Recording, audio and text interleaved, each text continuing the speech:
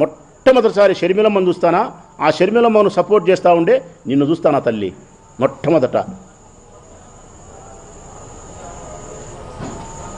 నేను ఇక్కడ ఒక ప్రశ్న అడుగుతా. ఇదే పరిస్థితి జగన్మోహన్ రెడ్డి గారు సొంతం సంపాదించుకునే ఆస్తిలో నుంచి 30 సంవత్సరాల తర్వాత చెల్లెలకు ఆస్తిలో భాగం ఇవ్వాలంటే తన సొంత ఆస్తిలో నుంచి, తను సంపాదించుకునే ఆస్తిలో నుంచి రాజశేఖర రెడ్డి అన్న వాళ్ళ చెల్లెలు విమలమ్మకు ఆస్తి పంచిచ్చినాడమ్మా అని అడుగుతాను నేను.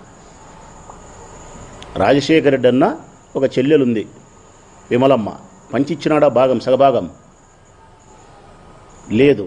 షర్మిలమ్మ భర్త అనిల్ ఉన్నాడు, మరి ఆమెకు చెల్లెలు ఎంతమంది ఉన్నారో నాకు తెలియదు, కానీ ఉంటే తన తండ్రి సంపాదించిన ఆస్తిని కానీ ఆ తర్వాత అనిల్ సంపాదించుకునే డబ్బులో నుంచి, ఆస్తుల్లో నుంచి సగభాగం తన చెల్లెలకు పంచిచ్చినాడా అని అడుగుతున్నా నేను.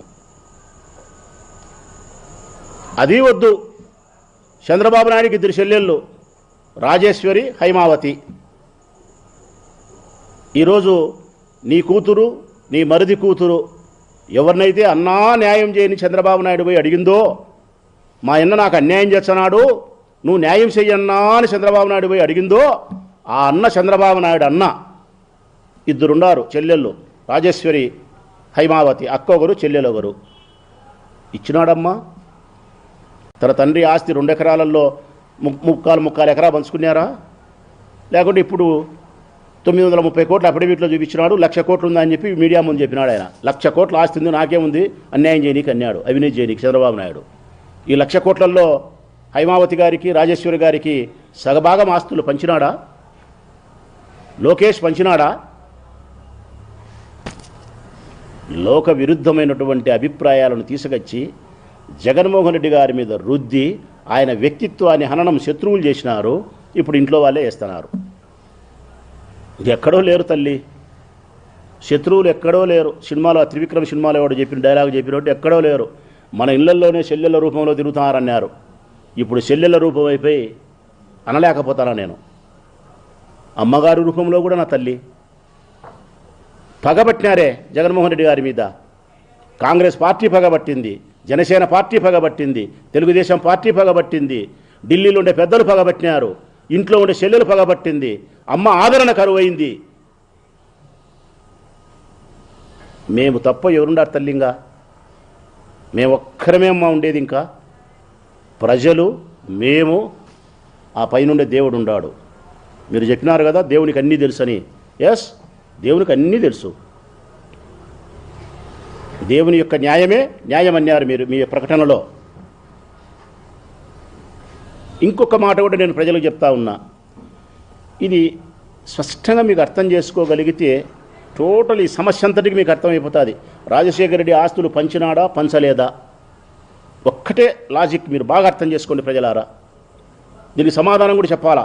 గౌరవనీయులైనటువంటి మాతృ సమానులైన విజయమ్మ గారు ఆస్తులు పంచినారు రాజశేఖర రెడ్డి గారు 2009లో. అయిపోయింది, ఎవరి వ్యాపారాలు వాళ్ళవి. కేసులో ఆయన ముద్దాయి చేసినారు జగన్మోహన్ రెడ్డి గారిని, తప్పుడు కేసు పెట్టి. ఈడీ అటాచ్మెంట్ ఇచ్చింది. ఆస్తులు ఏదే కానీ అమ్మడానికి కానీ బదలాయింపు ఏమీ లేదు, కేసు తగ్గేంత వరకు ఆస్తులు అట్నే ఉండాలని చేసింది. నేను అడుగుతా ఉన్న విజయమ్మను, రాజశేఖర రెడ్డి ఆస్తులు ఏమైతే జగన్కు వచ్చినాయో కుడిపక్క దీంట్లో నుంచి పెంపకం చేసుకుంటూ పోయినాడో, ఎడమ పక్క షర్మిలమ్మకి ఏమైతే ఆస్తులు వచ్చినాయో పెంపకం చేసుకుంటూ పోయిందో, మరి దీనికి మాత్రమే అటాచ్మెంట్ ఇచ్చినారు కదా తల్లి. జగన్మోహన్ రెడ్డి గారు ఆస్తులకు మాత్రమే అటాచ్మెంటు, ఈ ఎడమ పక్క ఉండే షర్మిలమ్మ ఆస్తులకు అటాచ్మెంట్ లేదు. అంటే ఏమని అర్థం తల్లి? అప్పటికి ఆస్తి 2 భాగాలైందని, ఆస్తి 2 భాగాలైందని. ఇది పుట్టినిల్లని, ఇది మెట్టినిల్లని. జగన్మోహన్ రెడ్డి గారిది తండ్రి ఆస్తి, తన సొంత ఆస్తి, తను సంపాదించుకునేది. షర్మిలమ్మకి ఇచ్చినది మెట్టినింటికి పోయింది, అత్తగారింటికి. ఆమె ఆస్తి అయిపోయింది. అందుకే ఆ ఆస్తికి అటాచ్మెంట్ ఇలే, ఈ ఆస్తికి అటాచ్మెంట్ ఇచ్చినారు. ఇవన్నీ మేము మాట్లాడితే, ధర్మం చెప్తే, న్యాయం చెప్తే మేము గ్లోబల్ ప్రచారం. అసలు మీకు ఏం అధికారం ఉంది మీరు మాట్లాడడానికని చెప్పి మమ్మల్ని మాట్లాడుతున్నారమ్మా. ఎందుకు లేదమ్మా మాకు అధికారము? ఎందుకు లేదు మాకు అధికారం? చెప్పినా కదా, ఈ దేశంలో రాష్ట్రంలో ఉండే అన్ని పార్టీలు ఆయనకు వ్యతిరేకమే, ఇంట్లో వాళ్ళు వ్యతిరేకమే, ఢిల్లీలో ఉండేవాళ్ళు వ్యతిరేకమే, అన్నీ కుట్రలే, అన్నీ మోసాలే, ఈవీఎం మిషన్లు మోసాలే. ఒకటే ఎంత ఓర్పుగా ఉన్నాడమ్మా మా నాయకుడు, ఎంత సహనం ప్రదర్శిస్తున్నాడు తల్లి మా నాయకుడు. ఒక్క రోజన్నా బయటకు వచ్చి షర్మిలమ్మను కానీ సునీతమ్మను కానీ ఒక్క మాట మాట్లాడినాడు ఆయన. ఎన్ని మాటలు మాట్లాడుతున్నారు ఆయన్ను. ఇప్పుడు కూడా మాతో ఆయన మాట్లాడించడం లేదు. మా సహనం సచ్చి, మా ప్రేమ పుచ్చి మేము మాట్లాడుతున్నాం తల్లి, మాట్లాడతాం కూడా. ఈరోజు ప్రొద్దుటూరులో రాచమల్లు దగ్గర ఈ భక్తుని దగ్గర ప్రారంభమైనటువంటి ఈ పాత్రికేయుల సమావేశం, ఈ ఖండన ఇచ్చాపురం వరకు జరుగుతుంది. ఇంకా మేము మాట్లాడతాం. అన్ననే పదానికి కలంకమని మీరు చెప్పిన తర్వాత బాధ అవుతుంది మాకు. ఇంకందరం మాట్లాడతాం. ఆయన వ్యక్తిత్వాన్ని మీరు ఎప్పుడు హననం చేసినా కూడా మేము మాట్లాడతాం. ఇంకా వినయపూర్వకంగా అడుగుతానా తల్లి నిన్ను, చేతులు జోడించి, మా అమ్మతో సమానం. అసలు నిన్ను ఇవన్నీ నేను ప్రశ్నించడం అంటే నిజంగా ఇది ఆశ్చర్యమా, కలనా, నిజమా అనిపిస్తుంది నాకు. నీ దగ్గర సక్రమంగా కూడా నేను నిలబడలేను తల్లి. గౌరవము, భక్తిభావము, రాజశేఖర రెడ్డి అనే భార్య, మా నాయకుని తల్లివి, సక్రమంగా కూడా నేను నిటారుగా నిలుక్కోలుగా నిలవలేను. వినయం చేత కొద్దిగా వంగే ఉంటాను నేను నీ దగ్గర. మీరంటే నాకు అంత గౌరవము, అంత అభిమానము. ఎంత కర్మ తల్లి మాకు, మనందరికీ. ఈ వినోదాన్ని చంద్రబాబు నాయుడు ఇంట్లో ఎంత ఆనందిస్తుంటారమ్మా.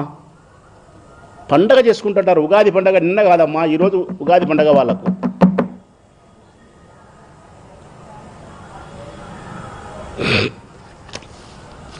ఒక్కటి నేను మిమ్మల్ని అడగదలుచుకునేది ఏంటంటే, కుమారుడు కూతురు ఇరువురు సమానమే.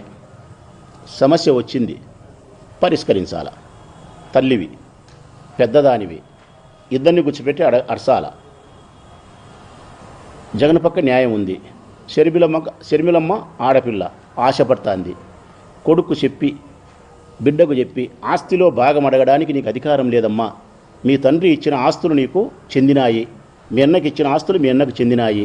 ఎవరి ఆస్తులు ఎవరు సంసారం వాళ్ళకి సంపాదించుకుంటున్నారు, ఎవరి కొద్దీ వాళ్ళు ఉంటున్నారు.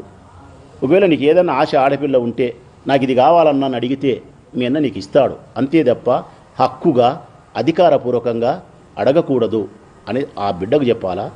జగన్మోహన్ రెడ్డి గారికి చెప్పి ఏదన్నా ఇప్పియాలా? నువ్వు చెప్పాల్సిన అవసరమే లేదు. నేను ఇస్తా అంటున్నాడు. ఆయన ఎంఓయూ కూడా రాసినాడు.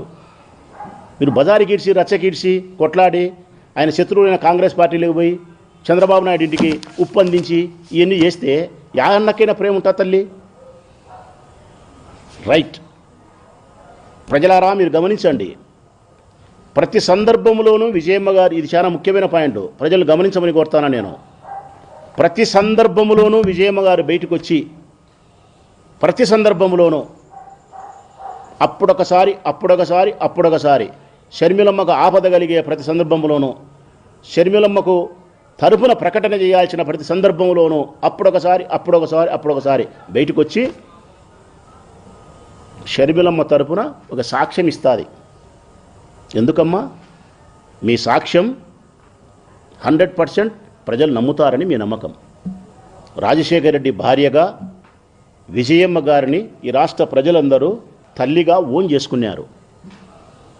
మా అమ్మ అని ఓన్ చేసుకున్నారు. అందుకే మా అమ్మ చెబితే ఏ కొడుకైనా నమ్ముతాడు. ఈ రాష్ట్రంలో నువ్వు చెబితే ఎవరైనా నమ్ముతారనే ఒకే ఒక అభిప్రాయంతో షర్మిలమ్మను కాపాడడానికి అప్పుడొకసారి బయటకు వచ్చి నువ్వు కాపాడుతున్నావు. మొదటిసారి నీ కొడుకును జైల్లో పెట్టిన కాంగ్రెస్ పార్టీతో షర్మిలమ్మ పార్టీలోకి పోయేటప్పుడు నువ్వు నిరోధించాల్సిన అవసరం, నివారించాల్సిన బాధ్యత లేదమ్మా? మీ భర్త గారైనటువంటి స్వర్గీయ రాజశేఖర రెడ్డి గారు మరణిస్తే వారి మరణం తట్టుకోలేక గుండె నిలబడిపోయి మరణించిన వారి యొక్క కుటుంబాలను ఓదార్చడానికి నీ కుమారుడు జగన్మోహన్ రెడ్డి గారు ఓదార్పు యాత్ర చేస్తానంటే అంగీకరించని సోనియా గాంధీ, తప్పుడు కేసు పెట్టి నీ కొడుకును 16 నెలల కాలం పాటు జైల్లో పెట్టినటువంటి సోనియా గాంధీ కాంగ్రెస్ పార్టీ, అట్టి పార్టీలేకి నీ బిడ్డ పోతా ఉంటే నువ్వు మందలిచ్చినావా, నివారించినావా? పోయినావు. పోయిన తర్వాత 2024లో కాంగ్రెస్ పార్టీ తరఫున పోటీ చేస్తే కడప ఎంపీగా, మరొక వైపు నీ కుమారుడు నిలబెట్టిన అభ్యర్థులు ఇక్కడ పోటీ చేస్తూ ఉంటే రాష్ట్ర వ్యాప్తంగా అమెరికా నుంచి ప్రకటన చేసినావు తల్లి నువ్వు.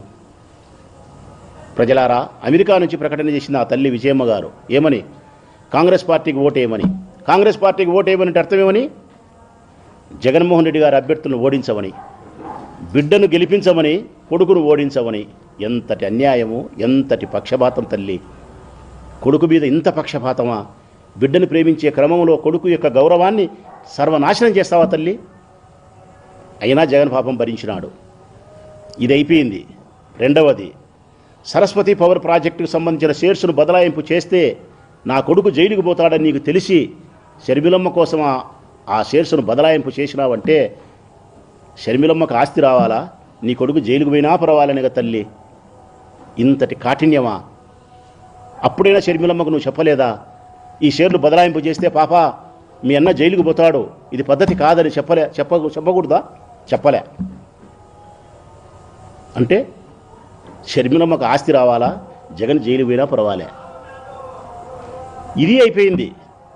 నిన్న నేను జగన్ అన్న అనే పదానికే కలంకమని చెప్పి మాట్లాడితే మాకు బాధ కలిగి నిన్నొచ్చి నేను మాట్లాడితే వాస్తవ సత్యాలు తెలుగు ప్రజలందరికీ నేను చెబితే ఎక్కడ నీ కూతురు యొక్క గౌరవం దెబ్బతింటుందో, ఎక్కడ నీ కూతురు యొక్క వాదనను ప్రజలు పసిగడతారో అని చెప్పి ఆమె వాదనను నిలబెట్టే దానికోసం నీ కొడుకును పూర్తి అన్యాయస్తులు చేయడానికి సిద్ధపడి మళ్ళీ ఇది ఇస్తావా తల్లి? నువ్వు ఈ ప్రకటన ఇస్తావా?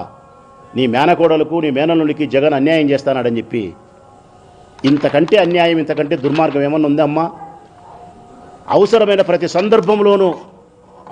ప్రతి సందర్భంలోనూ షర్మిలమ్మను మేలు చేసేదానికి జగన్మోహన్ రెడ్డి గారిని పూర్తిగా సమాజం దృష్టిలో హీనపరిచేదానికోసం